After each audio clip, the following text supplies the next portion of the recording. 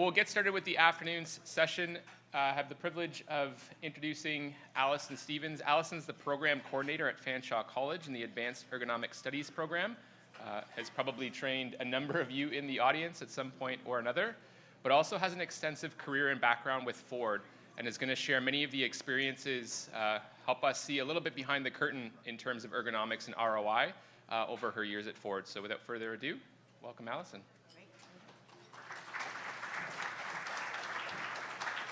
All right, thank you. Now the pressure's on. I got to be funny. Way to go. All right, so maybe I should have opened up. Like I said, lots of familiar faces in my students. I usually open up with a nice Kahoot, but I won't do that today because, you know, we're serious. We got to talk about the economics of ergonomics. I just want you to know, not my favorite topic. So I once met someone who, after 25 years, oh, hi, Allison. Oh, you're still peddling ergonomics. Yes, I am. So if you think that this presentation is only going to just tell you how to do it and you're going to know and away you go, it is a lifelong career of peddling ergonomics. But let's go from the, what did Carrie say, the Christmas past to the, I guess it's Halloween. So let's just go through the scary stuff of justifying ergonomics and the economics of ergonomics. Okay.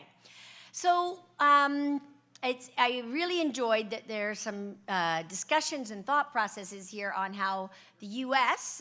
Versus Ontario and Canada deal with ergonomics relative from legislation, and also my experience on how they think about ergonomics. So I worked for Ford, which obviously is a very profitable, or at least wants to be a very profitable company. And that's very much the premise, is that front and foremost, we work for a company and we really do want them to be profitable. It really helps with your paycheck to have a profitable company. The issue then is this transition of, is health and safety, and ergonomics in particular, I must do it and you are a cost to me, or can I use this ergonomics as a powerful tool to actually advance and help with that profitability or sustainability or how my company is perceived. And so I'm going to talk to you a little bit today about that kind of journey of moving from I must do it to I want to do it. Big leaps, let me tell you. And some people never quite get there. I think we saw that from the OSHA. It's like, no, you have to do it. So let's start with that. There are certain things you have to do, right? And every company must provide a safe workplace. So it then comes down to a little bit of a definition of what that safe workplace is. We don't have enough time for all of that, but let's say that we're going with that idea. You have to at least hit compliance, but then how do we go from that a company would like to do ergonomics and they see it as a valuable contribution to profitability?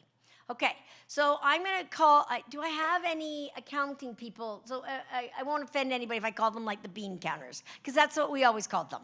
You have to sell your idea, to get your money, to buy your cost justification. I always had to deal with the bean counters, right? I'm sure they didn't mind that. But I'm going to give you some of my experiences of what they would say. They're like, well, what's an acceptable injury rate? Zero. But they're like, no. Come on. You already have injuries, so you must have some level that's good. Nope, I got none, right? So you have that kind of mentality. They're like, oh, you haven't injured anybody on that job yet. No kidding. That's what we're here for. So those bean counters, well, I'd like to be able to use some past history to be able to say you do this. Then I had the other accountant or bean counter that would say, no, just because you hurt somebody on that job last week does not mean that you're going to hurt them next week. I'm like, I think it does. There's risk factors there. We didn't fix them, so the probability is higher. No, it's like rolling a dice. They're not related. What? So you have to get through some of those challenges. And then the criteria of injury risk, which, again, you can get me going on that. But I did like Jack's statement. Don't give your superpower away. You guys are the experts on determining risk. So if we let everybody do the RULAs and the NIOSHs, the bean counters are not going to trust you, right? If everybody can do the risk assessment, it really doesn't show that you have a good understanding of the complexity of this risk. So I'm here to say that we own this injury risk through our good analysis tools, and then we're going to use that, right? And we're going to say, no, you need to fix it because the injury risk is here, and with this fix, we're bringing it down to here. Now, that's what I say. So we need good ergonomic assessment tools that relate to risk, okay? The big thing is that the accountants and the bean counters understand risk. So they actually will talk to you when you start talking risk, because you can show them what an injury does cost, even if they don't think it's gonna thing. You can say, now, this job has this much risk. So you're going to run with it for a couple years, you have a high probability that you're going to get that injury and we're going to have those costs. So that is kind of a good starting place. I don't want you to say you're justifying it on your injuries, but you can justify changes on your injury risk, okay? Again, compliance must be funded. And to be honest, I used, well, I was in the state side, so if there were general duty, I would say, no, you're going to be in violation of the general duty. So we must do this. So as the ergonomist, I would use the legislation because my job is to protect the company and to protect the workers, and you can then use that to those busy management folks. No, let me do my job. We are not compliant. So I need funding to get you compliant, to keep you out of trouble. So again, we can use that as part of our cost justification. But the big thing that, it's not a simple recipe. I can't just tell you to download that the calculator. The calculator we're going to talk a little bit about. Very, very helpful. But the chances are you being able to walk into I really feel bad about calling them bean counters, but walk into their office and say, here, I've done my calculation, you should just give me this money. They just don't trust you. Come on. But they have everybody asking for money, right? So you've got to show that you know what you're talking about and that you know their prescription. So in a big company like Ford, the engineers have to justify when they ask for money. So you say, well, Mr. Engineer, Mrs. Engineer. I have a daughter who's an engineer, so now I have to say Mrs. Engineer. How would you go about justifying how to get this money for a lift table or to justify getting for a hoist? And basically, in engineering school, they teach them some really strong problem-solving methodologies. So for Ford, we used to use a process called 8D. A lot of you may have heard of Six Sigma. And Lean is a big popular one also. I think Toyota uses like an A3, which is actually the size of a piece of paper, but go for it. It's a problem-solving methodology. So what you do then is you have to kind of think that you're part of this system and that an ergonomic problem is an engineering problem.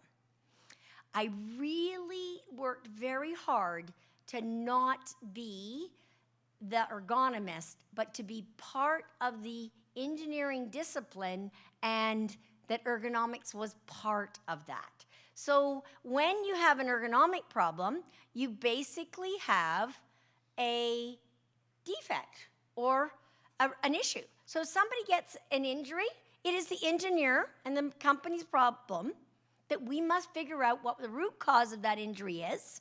Oh, by the way, I'm an expert on injury risk evaluation, so I'll help us try and figure out what that root cause is. And then we can move into this same problem-solving methodology. So we are not just, and I know this is going to be sad for us who started in safety, you know, we often come and write the ticket. You're not compliant, you're not compliant. We have a little bit of power in that if you're employed in the company, you should be part of that team and not necessarily have to just write the ticket, right? So get the team. The first thing in 8D, which is what Ford used, was get your team. So the team, and we've talked a little bit, that I love to see that it says, you know, your workers, they're key to being part of your team, right? So get your workers who are on the jobs that we're looking at, making improvements to, get their input, get an engineer on the team that is probably in that area that can help you, and you don't have to do this alone. But you are the expert on where the risk is coming from, and being able to then iterate, well, if we do that solution, we actually drop spinal compression by this amount. Engineers love that. They have no clue what spinal compression is, but it sounds really good. Especially when I say, oh, and we have a limit that there's a higher probability of injury if we get it below this amount. Oh, well, we better get it below that amount. They think it's their idea. Great. Let's do that. So again, we need to kind of integrate ourselves, invited or not, into that process. Now, it's not easy. So the first thing is we have to work on establishing trust. So again, I'm on Jack's soapbox here. I never make an engineer change a job based on a ruler, because I can make my ruler go up and down based on, oh, look at that. Oh, I think that's 47 degrees today, not of bending, not 38, and it goes into a different bin. So again, be confident in those risk assessments. There's a lot of expertise out there, but don't give that away, I guess. All right, so we then see a standard operating here of leaning into a bin. Again, kind of that problem description. I almost like to frame it like the engineer, right? Operator bending into the bin to retrieve parts is a high injury risk. I would quantify exactly that.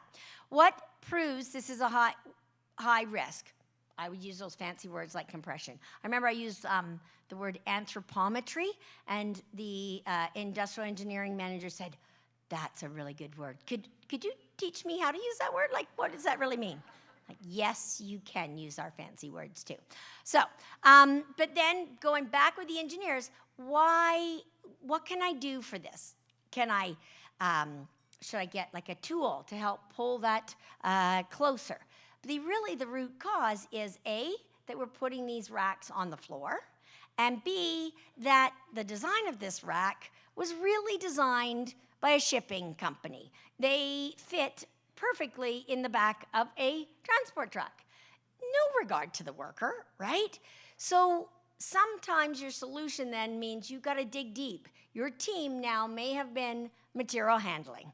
Like, what are the chances that we can open up the sides, like both sides of it, instead of one side only things?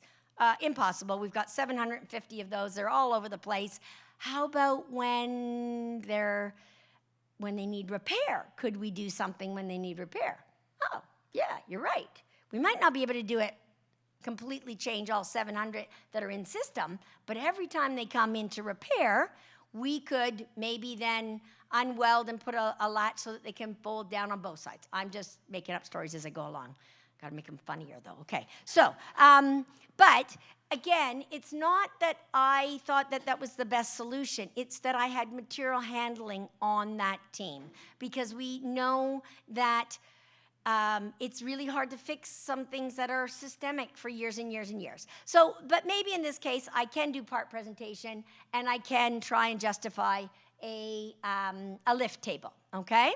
So that's where these return on investment calculators are very handy. You have to build trust with those bean counters, with those engineers, that what you're saying is really gonna affect that injury risk, because I'm counting on it.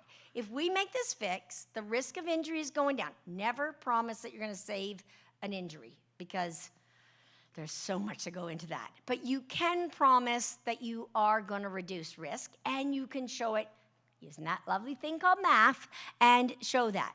So what I wanna draw your attention to, if you're at that phase where you're still building trust, these calculators are good. They're gonna make you ask the right questions, okay? So I've got my purchase cost, I've got the installation cost, my engineering cost, I've got to train someone if it's a little bit more complex than a lift table, I've got reoccurring costs, you have to think about those ones. Other costs, you have to think a little bit about those.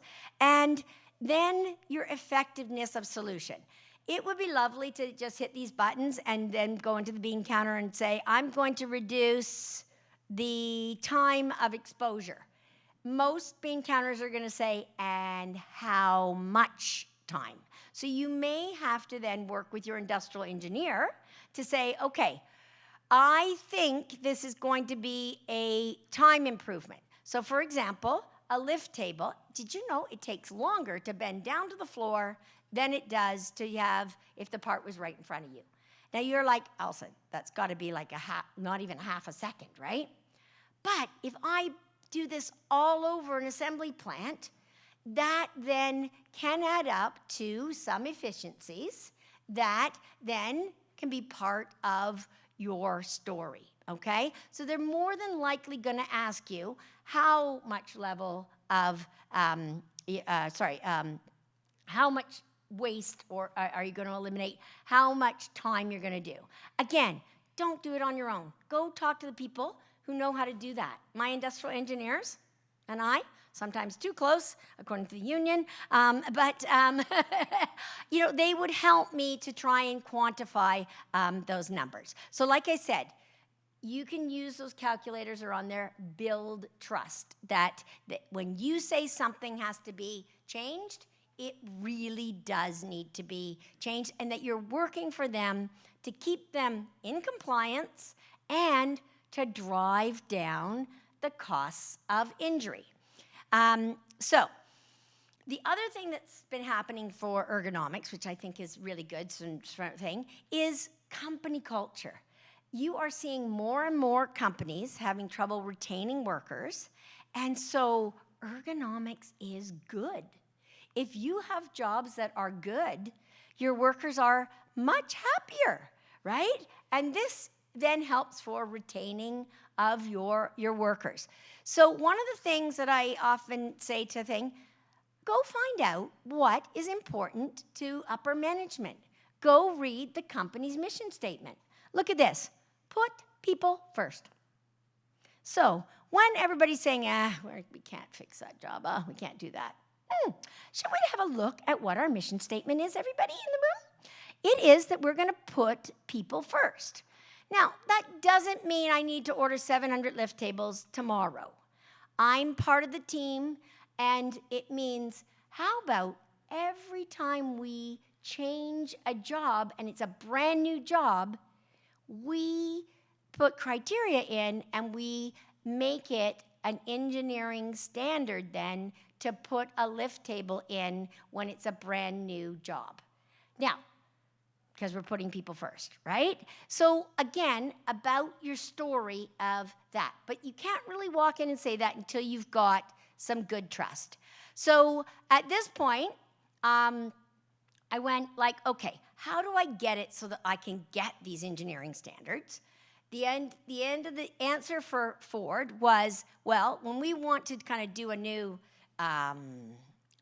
program, we would look at it from, does it make sense? So what's the safety impact, what's the quality impact, what's the cost impact, and what's the impact to morale or the people first? So I I'm going to say a pleasure of having to try and calculate all those things. I tried to go in and say, oh, well, if your direct costs are this, it's 3 times that. And then someone said, oh, I thought it was 5 times that. Oh, I've always used 10 times the direct cost. I'm like, okay, good. So that's why they're not going to believe you.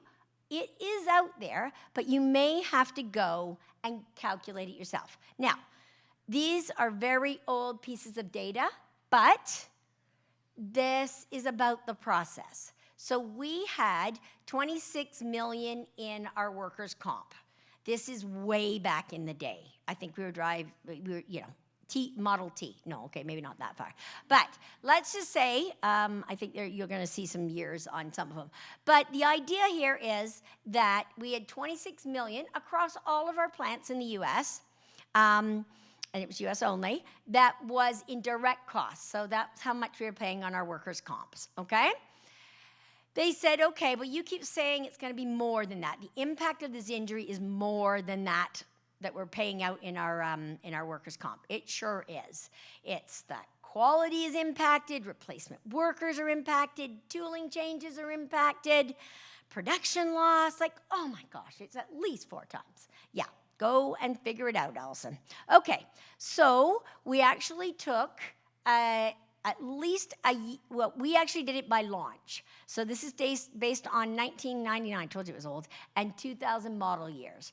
So we then looked at the total costs by going through and asking and digging deep about some of these other costs. So, the HR department had training costs or training hours, but I looked at the training hours related to replacing workers because we'd had an injury or some percentage of that, right? Replacement workers, how many people had we trained because we'd lost X amount of people? Did we have to train on that? Tooling changes. So basically what a tooling change would be is if we had to fix something because of an ergonomic kind of in nature. Again, you can see the equipment that's been brought in, the changes that I have to make. So this was not easy to do, but worthwhile because I was trying to build the trust, right? Trying to give those bean counters, but this is the long-term investment. This is the long-term gain. Now, absenteeism. How much could I claim to be a poor job setup and that the people were getting sick or not showing up to work because their work was causing thing? It was a lot of money that we were losing due to absenteeism. I claimed 1%. I think it's way more than that. But again, I'm trying to build trust with my accountants, right? And my management. I'll impact 1% of this absenteeism. We were running at about a 19% absentee rate back in 1999 and 2000, right? I'm just going to affect 1% of it. And that then resulted in like a $47 million savings. So from our 26 that we spent in direct costs, we are now down, we are increasing that. So I have to go through the SQDCM because that's what engineers do, and that's what management expects. So the impact of doing ergonomics is going to have an impact on your safety. 50% of our employees went to medical. And here's just some raw numbers at that time. But 20,000 went across the threshold, meaning a first-time occupational visits. So I've got a whole, plant managers in there. That's equivalent to shutting your plant down for 3 weeks. They get fired. Like, you just don't shut a plant down for 3 weeks, right? At one point, I remember someone yelling at me, "We make $5,000 profit a minute." Oh shit, we better get this line moving, right? So these are big things, but yet that's how many lost time cases that we had, which would be equivalent to shutting the plant down. So again, kind of talking in big numbers to get them to believe that ergonomics is a really good tool. Okay, quality, hard one sometimes. Don't have any good silver bullets other than go have lunch with your quality guys, okay? And ask them, well, what's on your metrics? What do you get evaluated for, right? So at Ford, they're like, warranty, right? Okay, so warranty is a tough one because A, it's about a 3-year lag, right? Your cars you're building are gonna then go on the road. Well, A, they have to get shipped, then they have to get sold, then they have to go on the road for a little bit, and then you get the warranty claim. Okay, that job probably changed, right? Really tough to take your warranty data and come back down to the guy on the line. However, I looked at categories. Wind noise. Apparently you customers don't like it when that wind comes whistling through the window. And I'm like, I know all the jobs in the plant, and I really know the bad jobs. Guess what? Putting on that weather strip, one of the worst jobs we have. Highly repetitive, highly forceful around each, so that you have a picture of them there doing that. So then we started digging in, well, how many wind noise problems for this door, because you can actually sort the data by that, on the Explorer? 269. Oh, this is a funny one. We love acronyms. Anyone know what TGW is? Oh yeah, give me my TGWs, buddy. Yeah, we're high tech. Things gone wrong. Yep, that's it. That's how we measure it. Things gone wrong. So the things that were wrong on the quality side was a lot to do with wind noise or leaks and things like that. So now I've got the link. Now when I'm gonna ask for some, I think we tried some fancy automation for this, but some improvements for this, then I can use this quality data to help drive that cost justification, okay? And then again, I think this one is a big one. Carpal tunnel was a big thing back in the day, and I used to use that as a big one. And then you really show them the impact. I remember talking to someone, same thing about the buttoning. She's like, yeah, try go to the bathroom when you've had a double release. I'm like, I don't want to go there. There is an impact, and there is some moral obligation, and somehow bringing that to the forefront of management that this is the right thing to do. There is a lot of power in that, right? And even if we keep saying things like we're putting people first, and every time we launch a new car, we end up repeating known ergonomic issues, it really doesn't bode well for building that trust. So again, we have to kind of say that to our management sometimes. I'm sorry, but they don't believe you that you're putting them first because you keep giving them the same crap year after year. So we really do need to get this buy-in. And I know you've all heard that, management buy-in. So that's part of the story here. Yes, the bean counters, you need to do it from a small one, but that's part of this bigger picture. Get the buy-in so that you say, there's power in doing ergonomics. It will improve your quality. This is a really true story, scary as it is. I had so many improvements in quality for ergonomics that they actually asked me to be the quality manager. Okay, I know nothing about quality. I'm like, you're really kidding, right? And they're like, okay, well, just temporarily, we are missing some. I'm like, okay, I'm really like ergonomics. Please don't make me the quality manager. But I think I did hold the title for at least a couple months till they found somebody to jump in as a quality manager. So just be careful on being really good at certain things, okay? So let's go now where you need to do your justification. A lot of you may know that I then spent a lot of time trying to move up front and used a lot of virtual stuff. I'm not going to spend a lot of time on that, because Jack and Steve will pull me off because I'm really running close. But one of the things you can do, one of your first leaps, is at the end of Six Sigma, it says, what are you going to do to prevent this from ever happening again? Love that question. So we've got an injury. We made a solution for it. We put it in. What are you going to do to prevent this from happening ever again? So that's when you can use the power. These engineers are really smart. They have engineering guidelines. They create internal standards. And we have industry standards, right? So that was where I say, once you start to get the trust, Once you kind of say, we've established that this lift table is really good, or if it doesn't have to be a fancy lift table, even a riser. But this idea of putting parts on the floor is dumb, right?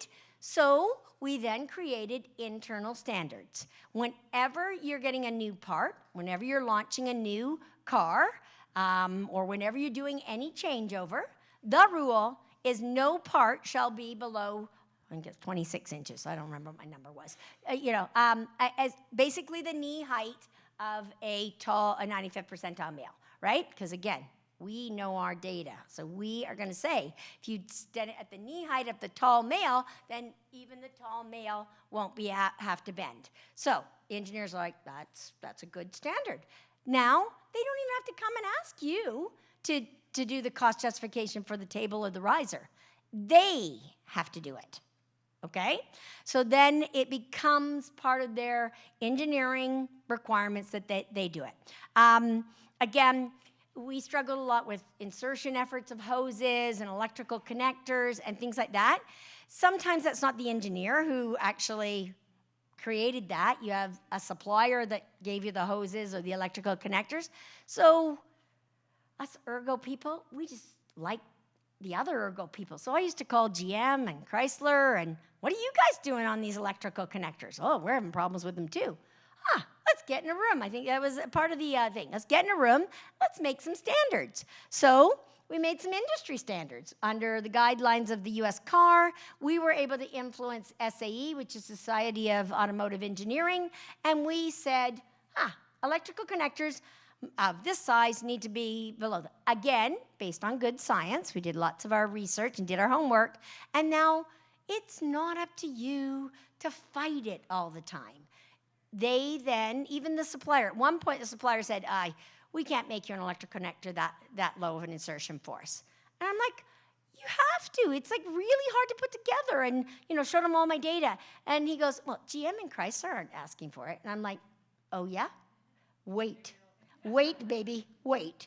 And sure enough, then they also then can't charge you extra because everybody's requiring it. So that is there. How am I doing on my, oh dear.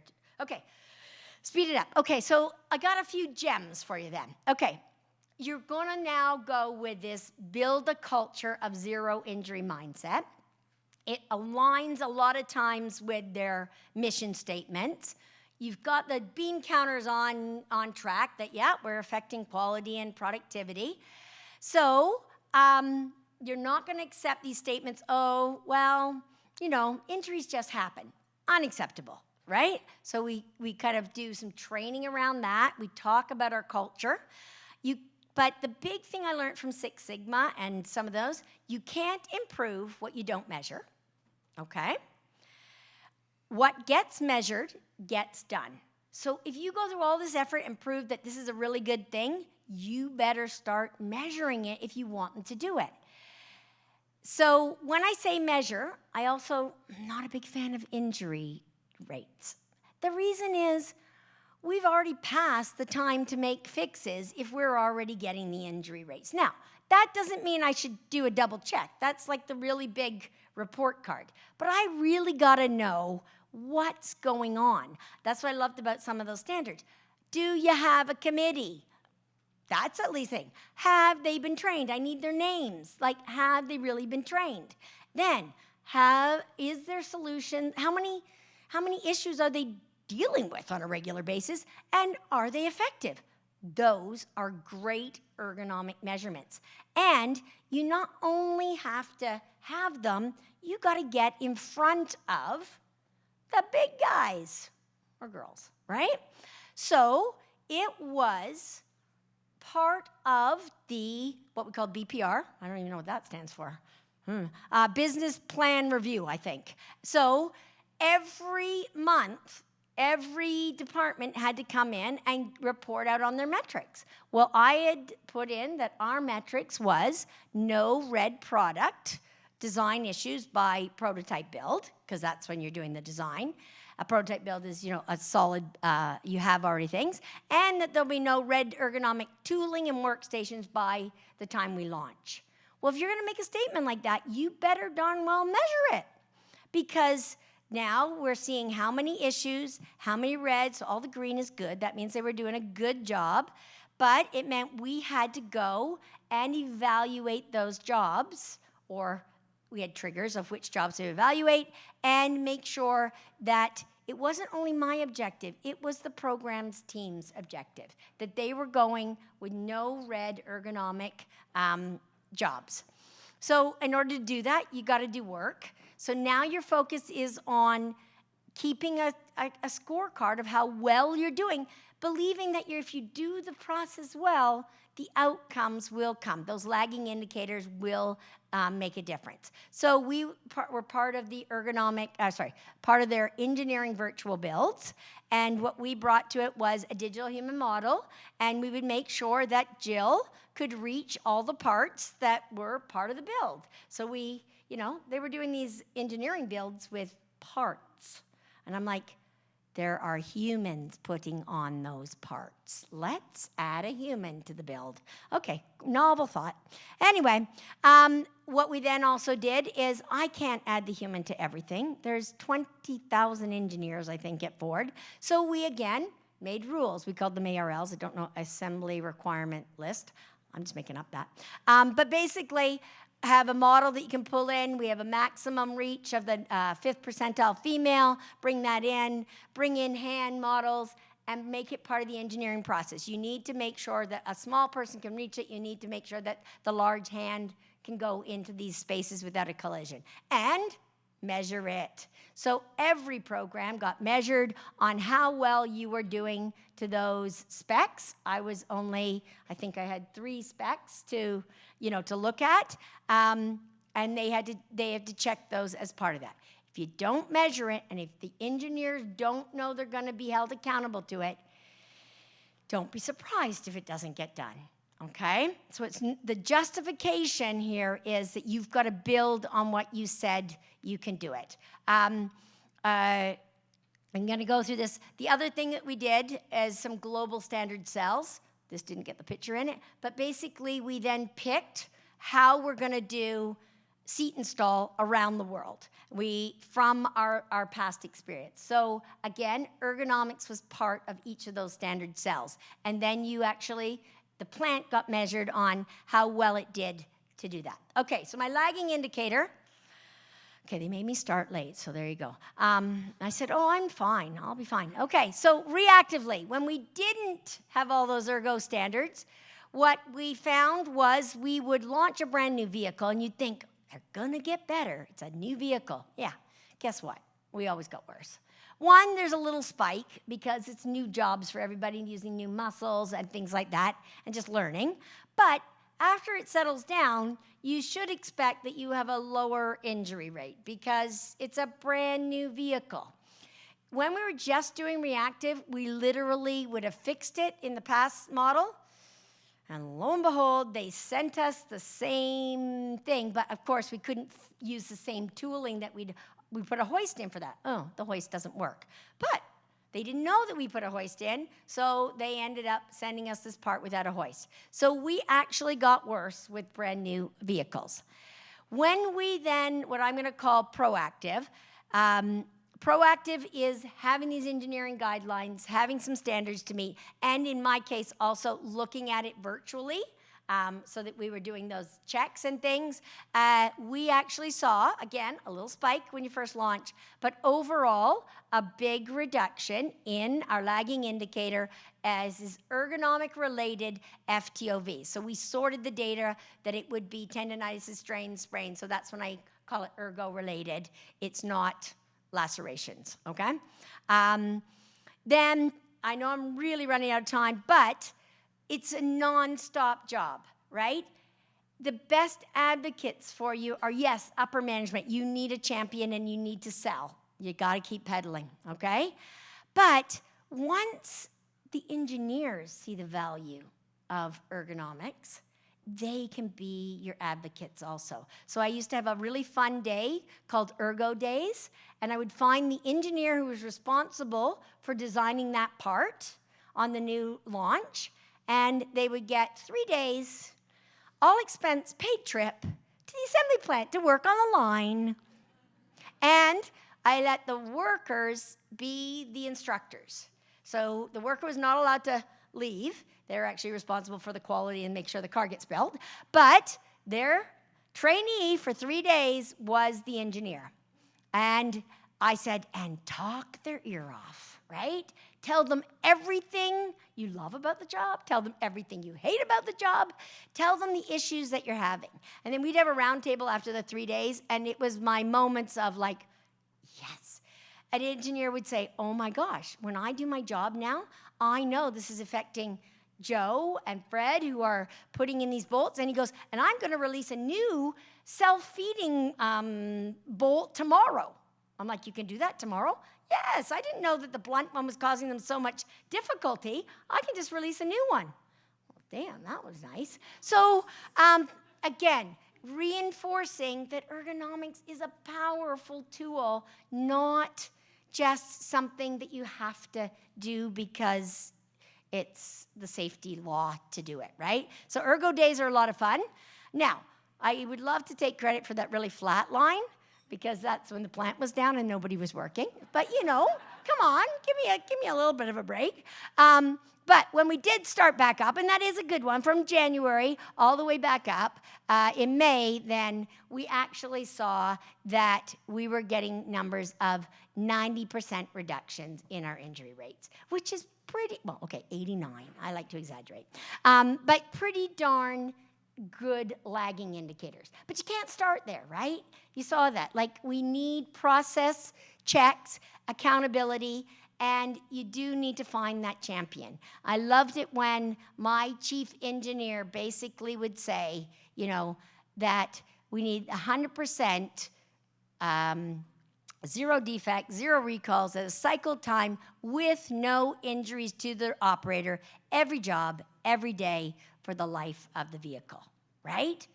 That means she gets it, right? And that's what you really are striving for.